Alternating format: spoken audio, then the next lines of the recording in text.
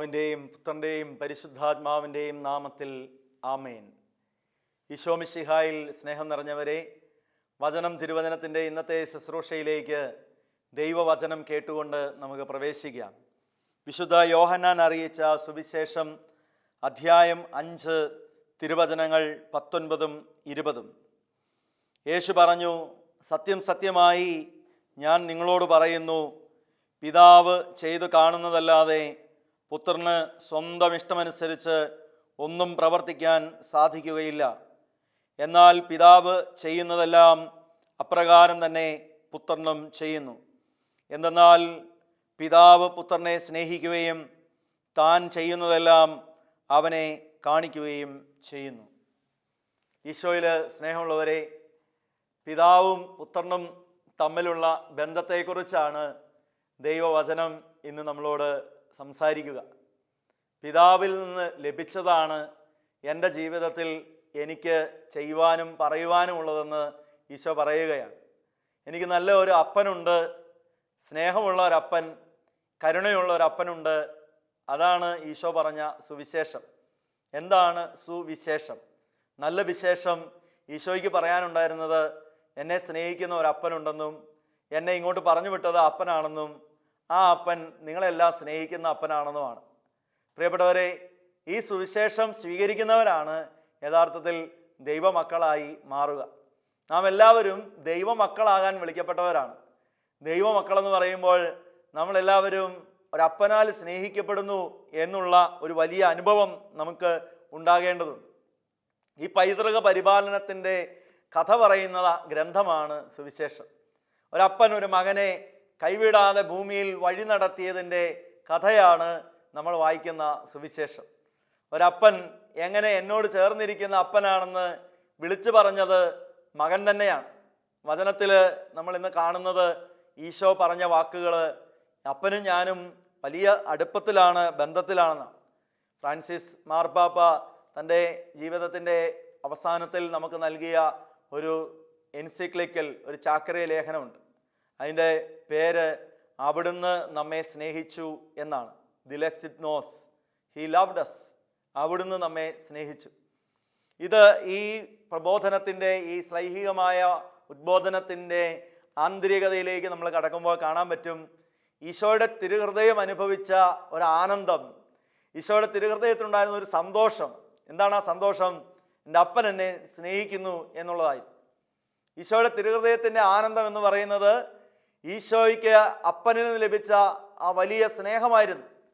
അത് ഈശോ പല തരത്തിൽ എക്സ്പ്രസ് ചെയ്തു, ഈശോ പല തരത്തിൽ കാണിച്ചു തന്നു, പറഞ്ഞു.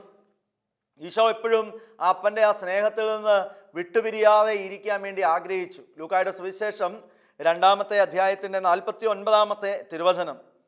ലൂക്കായുടെ സുവിശേഷം 2-ാമത്തെ അധ്യായം 49-ാമത്തെ തിരുവചനത്തിൽ ഈശോ പറയുകയാണ്, ഞാൻ എൻ്റെ പിതാവിൻ്റെ കാര്യങ്ങളിൽ വ്യാപൃതനാകേണ്ടവനല്ലേ. വചനം എങ്ങനെയാണ്? നിങ്ങൾ എന്തിനാണ് എന്നെ അന്വേഷിച്ചത്? ഞാൻ എൻ്റെ പിതാവിൻ്റെ കാര്യങ്ങളിൽ വ്യാപൃതനായിരിക്കേണ്ടതാണെന്ന് നിങ്ങൾ അറിയുന്നില്ല. ശരിക്കും പറഞ്ഞാൽ അപ്പൻ്റെ പ്രവൃത്തി കൂടെ നിന്ന് ചെയ്യാൻ ആഗ്രഹിക്കുന്ന ഒരു മകൻ, അതാണ് ഈശോ. ഈശോ പറഞ്ഞു, യോഹന്നാൻ്റെ സുവിശേഷം 5-ാമത്തെ അധ്യായത്തിൻ്റെ 17-ാമത്തെ തിരുവചനത്തിൽ പറയുകയാണ്, എൻ്റെ പിതാവ് എപ്പോഴും പ്രവർത്തന നിരതനാണ്, അതുകൊണ്ട് ഞാനും എപ്പോഴും പ്രവർത്തിച്ചു കൊണ്ടിരിക്കുന്നു. പ്രിയപ്പെട്ടവരെ, എത്ര ഹൃദ്യമായ ഒരു വചനമാണ്, എത്ര സന്തോഷം നൽകുന്ന ഒരു വചനമാണ്. അപ്പൻ പ്രവർത്തിച്ചുകൊണ്ടിരിക്കുന്നതിൻ്റെ കൂടെ നിന്ന് ജോലി ചെയ്യുന്ന ഒരു മകൻ. പൗലോസ് ശ്ലീഹ തൻ്റെ ജീവിതത്തിൽ തൻ്റെ കൂട്ടിന് കിട്ടിയ തിമോത്തിയോസിനെ കുറിച്ച് പറയുന്ന ഒരു വചനം അത് തന്നെയാണ്. ഈ തിമോത്തിയോസിനെ കുറിച്ച് പറയുകയാണ്, എൻ്റെ കൂടെ നടക്കുന്ന ഈ തിമോത്തിയോസ് എപ്പോഴും കർത്താവിന് വേണ്ടി ശുശ്രൂഷ ചെയ്യുന്നു, ഒരപ്പൻ്റെ കൂടെ ഒരു മകൻ നടന്ന് ജോലി ചെയ്യുന്നത് പോലെ. പ്രിയപ്പെട്ടവരെ, എപ്പോഴും കർത്താവിൻ്റെ കൂടെ ആയിരിക്കാൻ വേണ്ടിയിട്ട് ആഗ്രഹിക്കുന്നവരാണ് നമ്മൾ. പിതാവായ ദൈവത്തിൻ്റെ സ്നേഹം അനുഭവിച്ച ഈശോയുടെ മാതൃക പിന്തുടർന്നുകൊണ്ട്, ആ സ്നേഹത്തിൽ നിലനിന്നുകൊണ്ട് നമുക്കിങ്ങനെ ഒരു ആത്മീയത പടുത്തുയർത്താൻ വേണ്ടി സാധിക്കണം. വലിയൊരു സ്നേഹബന്ധം, ഒരാഴപ്പെട്ട സ്നേഹബന്ധം. അതുകൊണ്ട് തീർന്നില്ല, പിതാവിൻ്റെ ഭവനത്തിൽ ഇരിക്കുന്നത് മാത്രമല്ല, പിതാവിനോട് കൂടെ എപ്പോഴും ആയിരിക്കാൻ ആഗ്രഹിക്കുന്ന ഈശോ. അതായത് ലൂക്കായുടെ സുവിശേഷം 6-ാമത്തെ അധ്യായത്തിൻ്റെ 12-ാമത്തെ തിരുവചനം. വിശുദ്ധ ലൂക്കാ അറിയിച്ച സുവിശേഷം 6-ാമത്തെ അധ്യായത്തിൻ്റെ 12-ാമത്തെ തിരുവചനം. ആ ദിവസങ്ങളിൽ അവൻ പ്രാർത്ഥിക്കാനായി ഒരു മലയിലേക്ക് പോയി. അവിടെ ദൈവത്തോട് പ്രാർത്ഥിച്ചുകൊണ്ട് രാത്രി മുഴുവൻ ചെലവഴിച്ചു. പ്രിയപ്പെട്ടവരെ, മുഴുവൻ സമയവും, അതായത് പകൽ മുഴുവൻ സമയവും ജനത്തിൻ്റെ കൂടെയാണ്, തിരക്കാണ്, ഓട്ടമാണ്. പക്ഷേ ആ രാത്രി മുഴുവനും പിതാവിൻ്റെ കൂടെ ഇരിക്കുന്ന ഈശോയെ നമ്മൾ കാണുകയാണ്. പൈതൃക പരിപാലനം അനുഭവിക്കുന്ന പുത്രന് രാത്രിയിൽ അങ്ങനെ ജാഗരണത്തിൽ ഇരിക്കാതിരിക്കാൻ പറ്റില്ല എന്ന് പറയുന്ന സാഹചര്യം നമ്മൾ കാണുകയാണ്. ഒരു കനോട്ട് ബട്ട് സിറ്റുവേഷൻ അവിടെ ഉണ്ടാവുകയാണ്. എനിക്ക് പറ്റത്തില്ലെങ്കിൽ എന്ന് പറയുന്ന ഈശോയെ നമ്മൾ കാണുകയാണ്. അപ്പോൾ അത്രമാത്രം ആഴപ്പെട്ട പൈതൃക പരിപാലനത്തിൻ്റെ കഥ പറയുന്ന ഒരു പുസ്തകമാണ് സുവിശേഷം എന്ന് പറയുന്നത്. ലൂക്കായുടെ സുവിശേഷം 10-ാമത്തെ അധ്യായത്തിൻ്റെ 21-ാമത്തെ തിരുവചനത്തിൽ ഈശോ ആ സന്തോഷത്തിൽ ഇങ്ങനെ നിൽക്കുകയാണ്. എനിക്ക് എല്ലാം തരുന്ന എൻ്റെ അപ്പനെ നന്ദിയോടെ ഞാൻ ഓർക്കും. സ്വർഗസ്ഥനായ പിതാവിൻ്റെ മുമ്പിൽ അങ്ങനെയാണ് പ്രാർത്ഥിക്കുന്നത്. ആ സമയം തന്നെ പരിശുദ്ധാത്മാവിൽ ആനന്ദിച്ച് അവൻ പറഞ്ഞു, സ്വർഗത്തിൻ്റെയും ഭൂമിയുടെയും കർത്താവായ പിതാവേ, അവിടുത്തെ ഞാൻ സ്തുതിക്കുന്നു. പ്രിയമുള്ളവരെ, എനിക്ക് വേണ്ടി എല്ലാം ചെയ്തു തരുന്ന ഒരു ദൈവവുമായിട്ടുള്ള ആഴപ്പെട്ട ബന്ധത്തിൽ സ്തുതി എൻ്റെ അധരങ്ങളിൽ നിറയുകയാണ്. അതാണ് ലൂക്കായുടെ സുവിശേഷം 10-ാമത്തെ അധ്യായത്തിൻ്റെ 21-ാമത്തെ തിരുവചനത്തിൽ നമ്മൾ കാണുക, പിതാവിനെ സ്തുതിക്കുന്ന പുത്രൻ. ഇനി തൻ്റെ ജീവിതം മുഴുവനും ഈ ലോകത്തിലെ അവസാനിപ്പിച്ച് പോകുന്ന സമയത്ത് കുരിശിൽ കിടന്നുകൊണ്ടും ഈ മകൻ അത് തന്നെ പറയുകയാണ്. ലൂക്കായുടെ സുവിശേഷം 23-ാമത്തെ അധ്യായത്തിൻ്റെ 46-ാമത്തെ തിരുവചനം. വിശുദ്ധ ലൂക്കാ അറിയിച്ച സുവിശേഷം 23:46. യേശു ഉച്ചത്തിൽ നിലവിളിച്ച് പറഞ്ഞു, പിതാവേ, അങ്ങയുടെ കരങ്ങളിൽ എൻ്റെ ആത്മാവിനെ ഞാൻ സമർപ്പിക്കുന്നു. പിതാവേ, അങ്ങയുടെ കരങ്ങളിൽ എൻ്റെ ആത്മാവിനെ ഞാൻ സമർപ്പിക്കുന്നു. സകലതും പിതാവിൽ സമർപ്പിച്ച് പ്രാണൻ വെടിയുന്ന ഈശോയെ നമ്മൾ കാണുകയാണ്. എല്ലാം പൂർത്തിയായിരിക്കുന്നു പറയുന്ന ഈശോയെ നമ്മൾ കാണുകയാണ്. പ്രിയപ്പെട്ടവരെ, പൈതൃക പരിപാലനത്തിൻ്റെ കഥ പറയുന്ന ഈശോയെ നമുക്ക് കാണാൻ സാധിക്കും. എല്ലാം പിതാവിൽ നിന്ന് ലഭിച്ചതാണ്. പിതാവിൽ നിന്ന് ലഭിക്കാത്തതായി എനിക്ക് എന്താണുള്ളത് എന്ന് നമ്മളും ചോദിക്കണം. ദൈവം തന്നതല്ലാതെ എന്താണ് എനിക്ക് എൻ്റെ ജീവിതത്തിലുള്ളത്? ഒരു പൈതൃക പരിപാലനത്തിൻ്റെ കഥയായി എൻ്റെ ജീവിത കഥയെ എഴുതുവാൻ എനിക്ക് കഴിയണം. അതുകൊണ്ട് 1 കൊറിന്തോസ് ലേഖനം 4:7 വചനം നമ്മളോട് പറയുകയാണ്, നിനക്ക് എന്ത് പ്രത്യേക മഹാത്മ്യമാണുള്ളത്? ദാനമായി ലഭിച്ചതല്ലാതെ നിനക്ക് എന്തുണ്ട്? എല്ലാം ദാനമായിരിക്കെ ദാനമല്ല എന്ന മട്ടിൽ എന്തിന് നീ അഹങ്കരിക്കുന്നു? പ്രിയപ്പെട്ടവരെ, നമ്മൾ ആരും അഹങ്കരിക്കാതിരിക്കാൻ ദൈവമെല്ലാം ദാനമായി തന്നതാണെന്നുള്ള ബോധ്യം നമുക്കുണ്ടാവണം. അപ്പോൾ ജീവനും ജീവിതവും, ജീവിതത്തിൻ്റെ സമസ്ത മേഖലകളും, അതിൻ്റെ ഓരോ നിമിഷമുള്ള ശ്വാസോച്ഛ്വാസവും ഓരോ നിമിഷവും ദൈവം തന്നതാണ്. ഹൃദയമിടിപ്പിനോട് ചേർത്ത് നമുക്കത് പറയാൻ സാധിക്കണം. പൈതൃക പരിപാലനത്തിൻ്റെ കഥയായി, ദൈവപരിപാലനയുടെ കഥയായി നമ്മുടെ ജീവിതത്തെ മാറ്റാൻ വേണ്ടിയിട്ട് സാധിക്കണം. ഈ പഴയ നിയമത്തിൻ്റെ അടിസ്ഥാനത്തിൽ നമുക്ക് എങ്ങനെയാണ് ഈ പിതാവിൽ നിന്ന് ലഭിച്ചതിനെക്കുറിച്ച് മനസ്സിലാക്കാൻ വേണ്ടിയിട്ട് സാധിക്കുക? പിതാവിൽ നിന്ന് ലഭിച്ചത് എന്ന് പറയുന്നത് അത് വലിയ വിശ്വാസത്തിൻ്റെ മേഖലയാണ്. പഴയ നിയമത്തിൽ നമ്മൾ കാണുന്നുണ്ട്, പിതാവിൽ നിന്ന് ലഭിച്ചത് കൈമാറ്റം ചെയ്യപ്പെടുന്നത് വിശ്വാസമാണ്. പിതാക്കന്മാരിൽ നിന്ന് ലഭിച്ച വിശ്വാസത്തിൽ നിലനിൽക്കാൻ സാധിക്കുക, ആ ദൈവത്തിൻ്റെ പ്രത്യേകത. മത്തായിയുടെ സുവിശേഷം 22-ാമത്തെ അധ്യായം 31-32 വചനങ്ങളിൽ നമുക്ക് കാണുവാൻ വേണ്ടിയിട്ട് സാധിക്കും.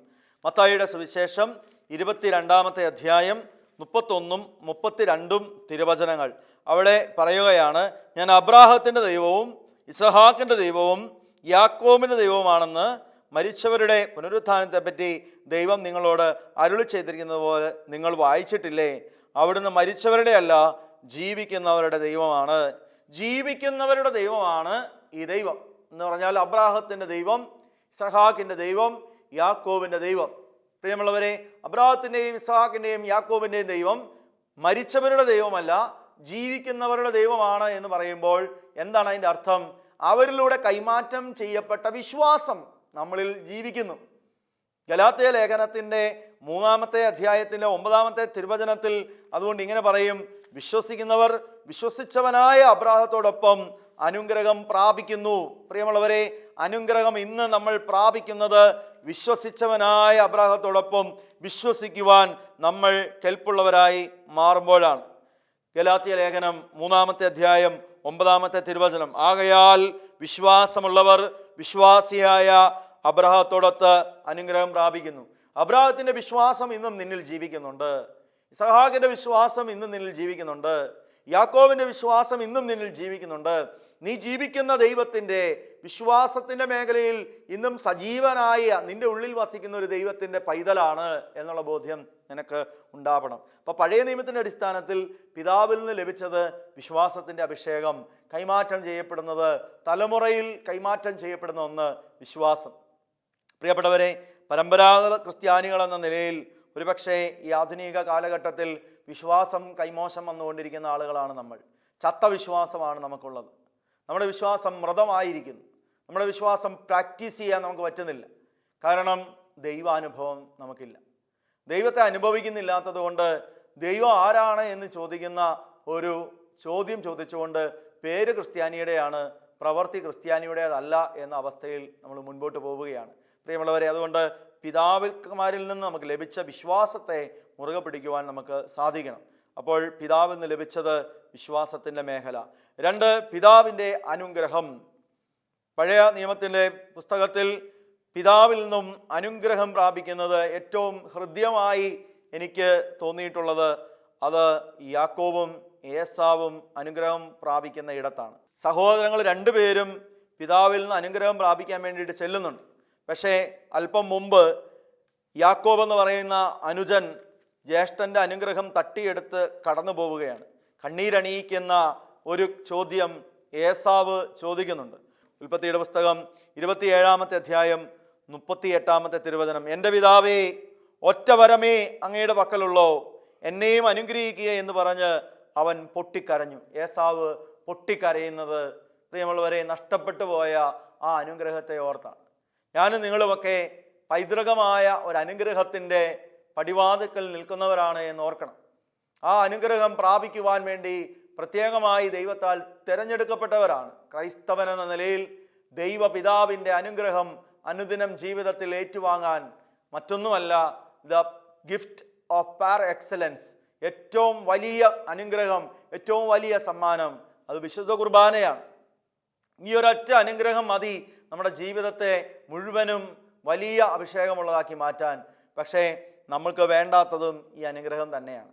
ബാക്കി എല്ലാ അനുഗ്രഹവും നമുക്ക് വേണം. പക്ഷേ ഈ അനുഗ്രഹം, പിതാവ് നമുക്കായി നൽകിയ പുത്രനെ കുർബാനയപ്പത്തിൽ ലഭിക്കുന്നു എന്ന അനുഗ്രഹം നമ്മൾ പലപ്പോഴും നമ്മുടെ ശ്രദ്ധക്കുറവ് കൊണ്ട് ഈ ഏസാവിനെ പോലൊക്കെ കടിഞ്ഞൂൽ പുത്രസ്ഥാനം വിറ്റുകളഞ്ഞ അനുഗ്രഹം പ്രാപിക്കാൻ കഴിയാതെ പോയ ഏസാവിനെ പോലെയൊക്കെ നഷ്ടപ്പെട്ടു പോകുന്നുണ്ട്. അതിനെക്കുറിച്ച് ഒരു കണ്ണീരൊഴുക്കുവാൻ നമുക്ക് സാധിക്കണം. കർത്താവേ, അങ്ങയുടെ മുമ്പിൽ ഈ വരം, ഈ ഒരൊറ്റ സമ്മാനം, ഈ ഒരു അനുഗ്രഹം അത് സ്വീകരിക്കുവാൻ ഞാനിതാ വരുന്നുവെന്ന് പറഞ്ഞ് പൊട്ടിക്കരഞ്ഞ് പ്രാർത്ഥിക്കുവാൻ നമുക്ക് കഴിയണം. പ്രിയപ്പെട്ടവരെ, എന്നാൽ ഏസാവ് അനുഗ്രഹിക്കപ്പെടുന്നതിന് പകരം യാക്കോബിനെയാണ് പിതാവ് അനുഗ്രഹിച്ചത്. പിതാവിൻ്റെ അനുഗ്രഹം അവനാണ് ലഭിച്ചത്. ആ അനുഗ്രഹം വാങ്ങിക്കൊണ്ട് അവൻ ജീവിതത്തിൽ മുൻപോട്ട് പോകുന്നതാണ് നമ്മൾ കാണുക. ഉൽപ്പത്തിയുടെ പുസ്തകം 27-ാമത്തെ അധ്യായത്തിൻ്റെ 26-ാമത്തെ തിരുവചനത്തിലാണ് നമുക്കത് കാണുവാൻ സാധിക്കുന്നത്. ഉൽപ്പത്തിയുടെ പുസ്തകം 27-26. ഇസഹാക്ക് അവനോട് പറഞ്ഞു, നീ അടുത്തു വന്നെന്നെ ചുംബിക്കുക. അവൻ ചുംബിച്ചപ്പോൾ ഇസഹാക്ക് അവൻ്റെ ഉടുപ്പ് മണത്തു നോക്കി അവനെ അനുഗ്രഹിച്ചു. കർത്താവ് കനിഞ്ഞ് അനുഗ്രഹിച്ച്, വയലിൻ്റെ മണമാണ് എൻ്റെ മകൻ്റെതെന്ന് അവൻ പറഞ്ഞു. ആകാശത്തിൻ്റെ മഞ്ഞും ഭൂമിയുടെ ഫലപുഷ്ടിയും ദൈവം നിനക്ക് നൽകട്ടെ. ധാന്യവും വീഞ്ഞും സമൃദ്ധമാകട്ടെ. ജനതകൾ നിനക്ക് സേവ ചെയ്യട്ടെ. രാജ്യങ്ങൾ നിന്റെ മുമ്പിൽ തലകുനിക്കട്ടെ. നിന്റെ സഹോദരർക്ക് നീ നാഥനായിരിക്കുക. നിന്റെ അമ്മയുടെ പുത്രന്മാർ നിന്റെ മുമ്പിൽ തലകുനിക്കട്ടെ. നിന്നെ ശപിക്കുന്നവൻ ശപ്തനും അനുഗ്രഹിക്കുന്നവൻ അനുഗ്രഹീതനുമാകട്ടെ. പ്രിയമുള്ളവരെ, വലിയ അനുഗ്രഹം, വലിയ അനുഗ്രഹത്തിൻ്റെ വാഗ്ദാനം ഇതാ പിതാവിൽ നിന്ന് ലഭിക്കുകയാണ്. പിതാവിൽ നിന്ന് ലഭിക്കുന്നത് അനുഗ്രഹമാണ്. മറ്റൊരു കണ്ണുകളെ ഈറനണിയിക്കുന്ന, അതോടൊപ്പം തന്നെ പുതിയ നിയമത്തിലേക്ക് വിരൽ ചൂണ്ടുന്ന മറ്റൊരു സംഭവമാണ് യാക്കോബ് തൻ്റെ മകനായ ജോസഫിൻ്റെ 2 മക്കളെ അനുഗ്രഹിക്കുന്നത്. മനാസയെയും എഫ്രായിമിനെയും അനുഗ്രഹിക്കുന്നത് നമ്മൾ കാണുകയാണ്. അതും ഉൽപ്പത്തിയുടെ പുസ്തകത്തിൻ്റെ 48-ാമത്തെ അധ്യായത്തിൽ തന്നെയാണ് നമ്മൾ വായിക്കുക. അവിടെ ജോസഫിന് ഒരിഷ്ടമുണ്ട്. ജോസഫിന് മൂത്തവന് വലം കൈയുടെ അനുഗ്രഹം കിട്ടണമെന്ന് ആഗ്രഹിക്കുന്നുണ്ട്. മൂത്തവനായ മനാസയ്ക്ക് ആ അനുഗ്രഹം കിട്ടണമെന്ന് ആഗ്രഹിച്ചുകൊണ്ട് അപ്പൻ്റെ മുമ്പിൽ കൊണ്ടുവന്ന് നിർത്തുകയാണ്. അങ്ങനെ പിതാവ് വലം കൈ കൊണ്ട് തൻ്റെ മൂത്ത മകനായ മനാസയെ അനുഗ്രഹിക്കുമെന്ന് വിചാരിച്ചുകൊണ്ട് മൂത്ത മകനെ വലം കൈയുടെ പാങ്ങിലും ഈ ഇളയ മകനെ ഇടം കൈയുടെ പാങ്ങിലും, എഫ്രായിമിനെ ഇടം കൈയുടെ പാങ്ങിലും നിർത്തുകയാണ്. പിതാവിൻ്റെ മുമ്പിൽ അനുഗ്രഹം വാങ്ങാൻ വേണ്ടി നിൽക്കുമ്പോൾ യാക്കോബ് എന്ന് പറയുന്ന ഈ ജോസഫിൻ്റെ പിതാവ് എന്ത് ചെയ്തു? ആ കൈകൾ തമ്മിൽ അങ്ങോട്ടും ഇങ്ങോട്ടും മാറ്റി. വലം കൈ കൊണ്ട് എഫ്രായിമിനെ അനുഗ്രഹിച്ചു, ഇളയവനെ അനുഗ്രഹിച്ചു. മനാസയാകട്ടെ, മൂത്തവനെ ആകട്ടെ ഇടം കൈ കൊണ്ട് അനുഗ്രഹിച്ചു. അങ്ങനെ കൈകൾ പിണച്ചുകൊണ്ടാണ് യാക്കോബ് അനുഗ്രഹം കൊടുക്കുന്നത്. അതിന് നമ്മൾ ഇന്ന് ആധുനികമായ വ്യാഖ്യാനങ്ങളിലൂടെ, വചന പണ്ഡിതരിലൂടെയൊക്കെ കടന്നു പോകുമ്പോൾ കാണാൻ സാധിക്കും, അവിടെ ഒരു കുരിശിൻ്റെ നിഴലുണ്ടായി എന്നാണ്. അങ്ങനെ അനുഗ്രഹിക്കുമ്പോൾ അവിടെ ഒരു കുരിശിൻ്റെ നിഴലുണ്ടായി. പുതിയ നിയമത്തിലേക്ക് അത് വിരൽ ചൂണ്ടുന്നുവെന്ന് പറയുകയാണ്. ഇങ്ങനെ മനാസയെയും എഫ്രായിമിനെയും ജോസഫ് കൊണ്ടുവന്ന് നിർത്തി. എന്നാൽ ഇസ്രായേൽ കൈകൾ പിണച്ച് വലം കൈ ഇളയവനായ എഫ്രായിമിൻ്റെ തലയിലും ഇടം കൈ മനാസയുടെ തലയിലുമാണ് വച്ചത്. മനേസയായിരുന്നുവല്ലോ കടിഞ്ഞൂൽ പുത്രൻ. അവൻ ജോസഫിനെ അനുഗ്രഹിച്ചുകൊണ്ട് പറഞ്ഞു, എൻ്റെ പിതാക്കന്മാരായ അബ്രാഹവും ഇസഹാക്കും ആരാധിച്ചിരുന്ന ദൈവം, ഇന്നുവരെ എൻ്റെ ജീവിതകാലം മുഴുവൻ എൻ്റെ ഇടയനായിരുന്ന ദൈവം, എല്ലാ തിന്മകളിൽ നിന്നും എന്നെ കാത്തുപോകുന്ന ദൂതൻ ഈ ബാലന്മാരെ അനുഗ്രഹിക്കട്ടെ. ഇടയ്ക്ക് കയറി ജോസഫ് ഈ കൈകൾ മാറ്റാൻ വേണ്ടിയിട്ട് പിതാവിനോട് പറയുന്നുണ്ട്. പക്ഷേ കാഴ്ച മങ്ങിപ്പോകുന്ന യാക്കോബ് പറയുന്ന ഒരു കാര്യമുണ്ട്, എനിക്കറിയാം മകനെ, എനിക്കറിയാം എന്ന് പറഞ്ഞുകൊണ്ട് ജോസഫിൻ്റെ ഈ രണ്ട് മക്കളെ അനുഗ്രഹിക്കുകയാണ്. അപ്പോൾ പഴയ നിയമത്തിൽ നമ്മൾ കാണുന്നത് നമ്മളുടെ ഉൽപ്പത്തിയുടെ പുസ്തകം 48-ാമത്തെ അധ്യായത്തിൻ്റെ 14-ാമത്തെ തിരുവചനത്തിൽ കാണുന്നത് യാക്കോബ് തൻ്റെ കൊച്ചുമക്കളെ, ജോസഫിൻ്റെ മക്കളെ അനുഗ്രഹിക്കുന്നതാണ്, എഫ്രായിമിനെയും മനാസയെയും. അവിടെ ഒരു കുരിശിൻ്റെ നിഴലുണ്ടായി എന്ന് വചന പണ്ഡിതർ പറയുകയാണ്. നാലാമതായിട്ട് നമുക്ക് കാണാൻ സാധിക്കുന്നത് പിതാവിൽ നിന്ന് ലഭിച്ച സ്വത്താണ്. ഇസ്രായേൽ ജനത്തെ സംബന്ധിച്ചിടത്തോളം പഴയ നിയമ പശ്ചാത്തലത്തിൽ അവർക്ക് ഏറ്റവും പ്രധാനപ്പെട്ട ഒരു കാര്യമെന്ന് പറയുന്നത് അത് സ്വത്ത് ലഭിച്ചു എന്നുള്ളതാണ്. ഈ സമ്പത്തിൻ്റെ മേഖലയിൽ പിതാവിൽ നിന്ന് ലഭിച്ചതിനെ സൂക്ഷിക്കുവാനും കാത്തു സംരക്ഷിക്കുവാനുമുള്ള ആഗ്രഹമുള്ള ഒരു ഇസ്രായേൽക്കാരനെയാണ് നമ്മൾ നാബോത്ത് എന്ന് പറയുന്ന ഒരു മനുഷ്യനിൽ കാണുക. രാജാക്കന്മാരുടെ പുസ്തകത്തിൽ 1-ാം പുസ്തകത്തിൻ്റെ 21-ാമത്തെ അധ്യായത്തിൻ്റെ 3-ാമത്തെ തിരുവചനം. അതിൻ്റെ സാഹചര്യം ഇങ്ങനെയാണ്. ജസ്രയേൽക്കാരനായ നാബോത്തിന് ഇസ്രായേലിൽ സമരിയ രാജാവായ ആഹാബിൻ്റെ കൊട്ടാരത്തോട് ചേർന്ന് ഒരു മുന്തിരിത്തോട്ടം ഉണ്ടായിരുന്നു. ഒരു ദിവസം ആഹാബ് നാബോത്തിനോട് പറഞ്ഞു, എനിക്ക് പച്ചക്കറിത്തോട്ടം ഉണ്ടാക്കാൻ നിന്റെ മുന്തിരിത്തോട്ടം വിട്ടുതരണം. അതായത് അപ്പനിൽ നിന്ന് ലഭിച്ച തോട്ടം, അപ്പനിൽ നിന്ന് ലഭിച്ച സമ്പത്ത്, പൈതൃക സ്വത്ത്, പിതാവിൽ നിന്ന് കിട്ടിയത് തട്ടിയെടുക്കാൻ ശ്രമിക്കുന്ന ഒരു രാജാവ്. പ്രിയമുള്ളവരെ, ആ രാജാവ് പറയുകയാണ്, എനിക്ക് പച്ചക്കറിത്തോട്ടം ഉണ്ടാക്കാൻ നിന്റെ മുന്തിരിത്തോട്ടം വിട്ടുതരണം. അത് കൊട്ടാരത്തിൻ്റെ സമീപത്താണല്ലോ, അതിനേക്കാൾ മെച്ചമായ ഒരു മുന്തിരിത്തോട്ടം ഞാൻ നിനക്ക് തരാം, പണമാണ് വേണ്ടതെങ്കിൽ വില തരാം. എന്നാൽ നാബോത്ത് പറഞ്ഞു, കണ്ടോ, നാബോത്തിൻ്റെ വാക്കുകൾ നമ്മളൊന്ന് ശ്രദ്ധിക്കണം. അപ്പനും തന്ന സ്വത്തും കുടുംബ സ്വത്തും എല്ലാം വിറ്റിട്ട് ജീവിതത്തിൽ സുഖമായിട്ട് ഏതെങ്കിലും രാജ്യത്തോട്ട് പോയേക്കാം, ഞങ്ങൾക്ക് ഈ നാടൊന്നും വേണ്ട, ഞങ്ങൾക്ക് കിട്ടിയതൊക്കെ ഞങ്ങൾ വിറ്റിട്ട് ഞങ്ങൾ പോവുകയാണ് എന്ന് പറയുന്ന ഒരു ആധുനിക ചിന്തയുടെയൊക്കെ വെളിച്ചത്തിൽ നമ്മൾ ചിന്തിക്കണം. പിതാക്കന്മാരിൽ നിന്ന് ലഭിച്ചത്, അവരുടെ വിയർപ്പ് വീണത്, അവർ നമുക്ക് വേണ്ടിയിട്ട് കണ്ണുനീര് ഒഴുക്കി പ്രാർത്ഥിച്ച മണ്ണ്, അവർ നമുക്ക് വേണ്ടിയിട്ട് കെട്ടിപ്പൊക്കിയ ഭവനം, അതിനെയൊക്കെ എത്ര നിസ്സാരമായിട്ടാണ് ഈ കാലഘട്ടത്തിൽ നമ്മൾ കാണുക. അതൊന്നും വേണ്ടെന്ന് പറയുന്ന, അതൊക്കെ വിറ്റ് കളഞ്ഞിട്ട് അതൊക്കെ ഞങ്ങളുടെ ഇഷ്ടത്തിന് ഞങ്ങൾ ചെയ്യും എന്ന് പറയുന്ന, ഒരുപക്ഷെ അവർ ജീവിച്ചിരിക്കുമ്പോൾ തന്നെ അത് നശിപ്പിച്ച് കളയുന്ന ഒരു ദാരുണമായ അന്തരീക്ഷം നമുക്ക് ഇന്ന് ഉണ്ട് എന്ന് തിരിച്ചറിയണം. നാബോത്ത് പറഞ്ഞു, എൻ്റെ പിതൃസ്വത്ത് വിൽക്കുന്നതിന് കർത്താവ് ഇടയാക്കാതിരിക്കട്ടെ, എൻ്റെ പിതൃസ്വത്ത് ഞാൻ അങ്ങേക്ക് നൽകുകയില്ലെന്ന് ജസ്രയേൽക്കാരനായ നാബോത്ത് പറഞ്ഞതിൽ രോഷാകുലനായി ആഹാബ് സ്വഭവനത്തിലേക്ക് മടങ്ങി. പിന്നെ സംഭവിച്ചത് എന്താണെന്ന് നമുക്കെല്ലാവർക്കും, വചനം വായിച്ചിട്ടുള്ളവർക്ക് എല്ലാവർക്കും അറിയാം. നാബോത്തിനെ ഈ രാജാവിൻ്റെ ഭാര്യ തന്ത്രപരമായി കൊന്നുകളഞ്ഞു. അയാളുടെ മകൻ ചോദ്യം ചെയ്യാൻ വരുമെന്ന് ഭയപ്പെട്ട് ആ മകനെ കൂടി കൊന്നുകളഞ്ഞു. 2 കൊലപാതകമാണ് പിതൃസ്വത്ത് നഷ്ടപ്പെട്ട് പോകാതിരിക്കാൻ വേണ്ടി പരിശ്രമിച്ച നാബോത്തിൻ്റെയും മകൻ്റെയും ജീവിതത്തിൽ നേരിടേണ്ടി വന്നത്. പ്രാണൻ കൊടുത്തുപോലും പിതൃസ്വത്ത് സംരക്ഷിക്കുന്ന ഒരു പഴയ നിയമ ചിത്രം നമ്മൾ കാണുമ്പോൾ, പ്രിയപ്പെട്ടവരെ, നമുക്ക് പിതാവിൽ നിന്ന് ലഭിച്ചത്, നമുക്ക് തലമുറയായി കൈമാറ്റം ചെയ്യപ്പെട്ടത്, അത് നമ്മൾ വിലമതിക്കുന്നവരായി മാറണമെന്ന് ഓർക്കുക. പലപ്പോഴും പിതാക്കന്മാർ നൽകിയത് വിലമതിക്കുന്നില്ല എന്നുള്ള ഒരു സാഹചര്യം നമുക്കുണ്ട്. മക്കബായരുടെ ജീവിതത്തിൽ അത് വളരെ പ്രകടമായി നമ്മൾ കാണുകയാണ്. പിതാക്കന്മാർ വിലപ്പെട്ടതായി കണ്ടതിനെ നിസാരവൽക്കരിക്കുന്ന ഒരു മനോഭാവം മക്കബായരുടെ ഇടയിലുണ്ടായി. പ്രിയമുള്ള സഹോദരങ്ങളെ, ദൈവീക നിയമങ്ങൾ, മാതാപിതാക്കന്മാർ വിലപ്പെട്ടതായി കാണുന്ന പിതാക്കന്മാർ വിലമതിച്ചത്. മക്കാബായരുടെ 2-ാം പുസ്തകം 4-ാമത്തെ അധ്യായം 15-16 തിരുവചനങ്ങൾ. പിതാക്കന്മാർ വിലമതിച്ചതെല്ലാം അവർ പുച്ഛിച്ചു തള്ളി. എന്നിട്ട് വിദേശികളിൽ നിന്നുള്ളതൊക്കെ സ്വീകരിക്കാൻ തുടങ്ങി. ഗ്രീക്കുകാർ ആദരിച്ചതെല്ലാം, യവനന്മാർ കൊണ്ടുവന്നതെല്ലാം വിലമതിച്ചു. ഇതൊക്കെ ഇന്ന് നമ്മുടെ ജീവിതത്തിൻ്റെ പശ്ചാത്തലങ്ങളിൽ, സാഹചര്യങ്ങളിൽ എത്ര സത്യമാണ് എന്ന് നമ്മളൊന്ന് ആത്മശോധന ചെയ്യണം. പിതാക്കന്മാർ വലിയ ബഹുമാനത്തോടു കൂടി കണ്ടിരുന്ന ദൈവികമായ നിയമങ്ങൾ, ദൈവിക കാര്യങ്ങൾ, ദൈവിക നിയമങ്ങളുടെ പാലനം പ്രിയമുള്ളവരെ നിസാരമായി കരുതുന്നു, പുച്ഛിച്ചു തള്ളുന്നു. നമുക്ക് ദൈവം നൽകിയ, പിതാക്കന്മാരിലൂടെ നൽകിയ സമ്പ്രദായങ്ങളെ, ക്രമീകരണങ്ങളെ, നമ്മുടെ നന്മയ്ക്കായുള്ള കാര്യങ്ങളെ എത്ര നിസാരമായി നമ്മൾ തള്ളിപ്പറയുന്നു എന്നുള്ളത് നമ്മൾ ശ്രദ്ധിക്കേണ്ടതാണ്. അപ്പോൾ ഈ കാലഘട്ടത്തിലെ പ്രതിസന്ധിയിലേക്ക് ഇത് വിരൽ ചൂണ്ടുന്നുണ്ട്. പിതാക്കന്മാർ വിലമതിച്ചവ വളരെ ദാരുണമായി ഉപേക്ഷിക്കുന്ന ഒരു കൂട്ടം യുവാക്കളെയാണ് നമ്മളിവിടെ കാണുക. അവർ റോമാക്കാരുമായി സഖ്യം സ്ഥാപിച്ച് അവരെ പോലെ വേഷവിധാനം നടത്തി, അവരെ പോലെ തലമുടി വെട്ടി, അവരെ പോലെ വസ്ത്രം ധരിച്ച് ഇങ്ങനെ നടക്കുന്നതാണ് നമ്മൾ ഈ വചനഭാഗത്ത് വായിക്കുമ്പോൾ കാണാൻ സാധിക്കുന്നത്.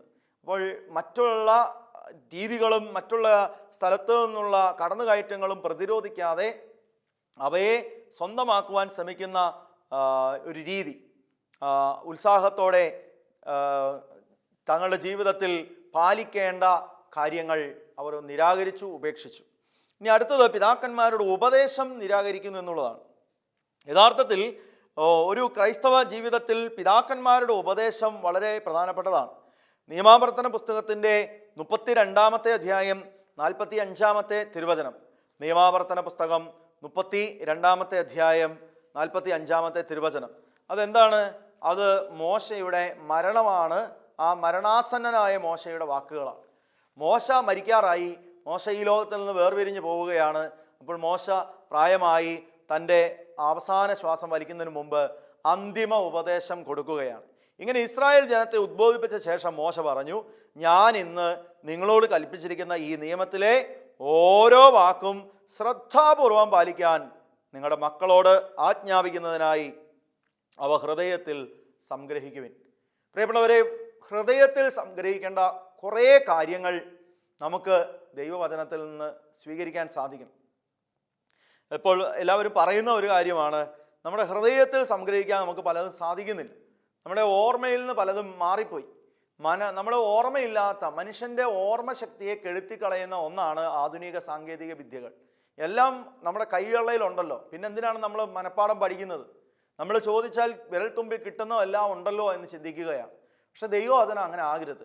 ദൈവവചനം, ദൈവത്തിൻ്റെ ഇഷ്ടം നമ്മുടെ തലമുറയ്ക്ക് കൈമാറാനുള്ളത് അത് നമ്മുടെ ഹൃദയത്തിലുണ്ടാവണം.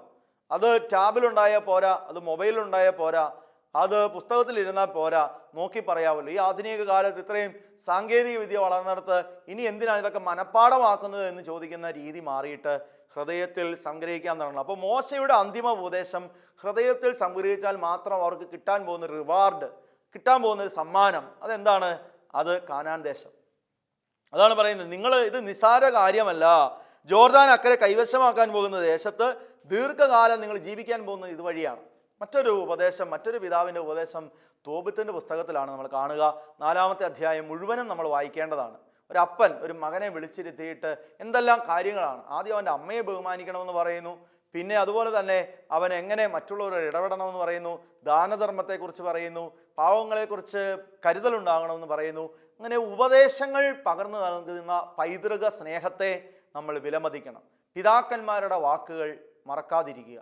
പ്രിയപ്പെട്ടവരെ, പിതാവിൽ നിന്ന് ലഭിച്ചത് ഈശോ എങ്ങനെ അത് ഹോൾഡ് ചെയ്തു, തൻ്റെ ജീവിതത്തിൽ വിലമതിച്ചു, അതെങ്ങനെ പ്രൈസ് ചെയ്തു, എങ്ങനെ സ്തുതിച്ചു, അതിനെക്കുറിച്ച് പറഞ്ഞു എന്ന് നമ്മൾ കാണുകയുണ്ടായി. അതുപോലെ തന്നെ പഴയ നിയമത്തിൻ്റെ അടിസ്ഥാനത്തിൽ പിതാവിൽ നിന്ന് ലഭിച്ചത് അത് വിശ്വാസത്തിൻ്റെ ഒരു കണ്ണിയാണ്, അതുപോലെ തന്നെ അനുഗ്രഹമാണ്. അതുപോലെ തന്നെ പിതാവിൽ നിന്ന് ലഭിച്ച സ്വത്ത്, സമ്പത്തിൻ്റെ മേഖല, പിതാക്കന്മാർ വിലമതിച്ച എല്ലാ കാര്യങ്ങളും, പിതാക്കന്മാരുടെ ഉപദേശം, ഇതെല്ലാം നമ്മുടെ ജീവിതത്തിൽ നമുക്കും കാത്തു സൂക്ഷിക്കാൻ സാധിക്കട്ടെ. നമ്മൾക്ക് പ്രാർത്ഥിക്കാം. പിതാവും പുത്രനും പരിശുദ്ധാത്മാവുമായ തൃത്വൈക ദൈവമേ, ഭൂമിയിലെ ഓരോ പിതൃത്വവും സ്വർഗീയ പിതാവേ, അങ്ങയുടെ നിഴലാണെന്ന് ഞങ്ങൾ തിരിച്ചറിയുന്നു. ആ നിഴൽ ഞങ്ങളുടെ ജീവിതത്തിൽ നൽകുന്ന, ആ തണൽ ഞങ്ങളുടെ ജീവിതത്തിൽ നൽകുന്ന, പൈതൃക പരിപാലനം നൽകുന്ന ഭൗമിക പിതാക്കന്മാരെ ബഹുമാനിക്കുവാനും അവർ വിശ്വാസത്തിൻ്റെ ധാരയിൽ ഞങ്ങൾക്കായി പകർന്നു നൽകിയ എല്ലാ മൂല്യങ്ങളും കാത്തു സൂക്ഷിക്കുവാനും ഞങ്ങളെ അനുഗ്രഹിക്കണമേ.